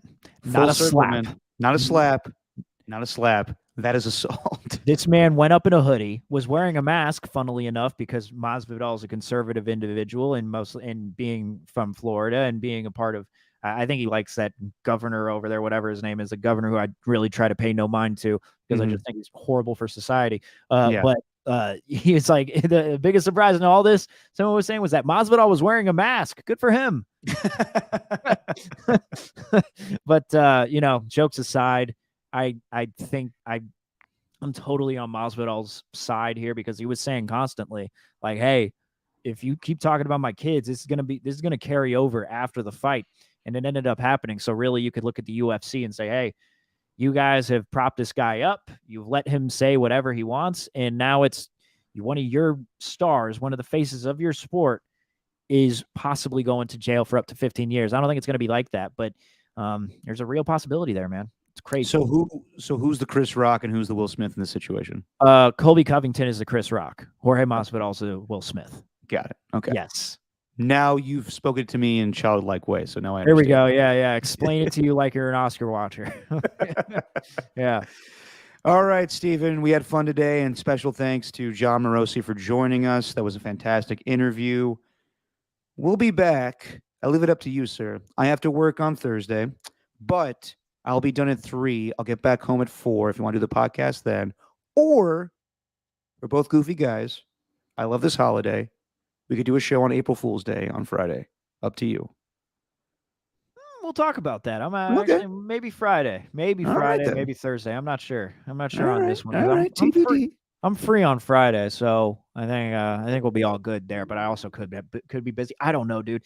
Like, ever since I started, ever since Jesse and I became a couple and moved in together, it's like now I have plans every weekend. Your plans are set for you. Yes, usually before it was just like, yeah, man, okay. Like I used to just say yes. That was just it. If I was up for whatever I was being asked, I'd be like, yeah, of course, I'm free. I'm all good. I don't have anything to do. Now it's like the complete opposite. Now believe me, sir, I know all about that now. Where I'm the only single guy trying to hang out with my, couple friends are like, yeah, I'm good. Oh wait, no, I'm not. I was just told I can't hang out with you. Yeah. I gotta actually use a calendar, I think, to keep track of all this crap. Not crap, but stuff.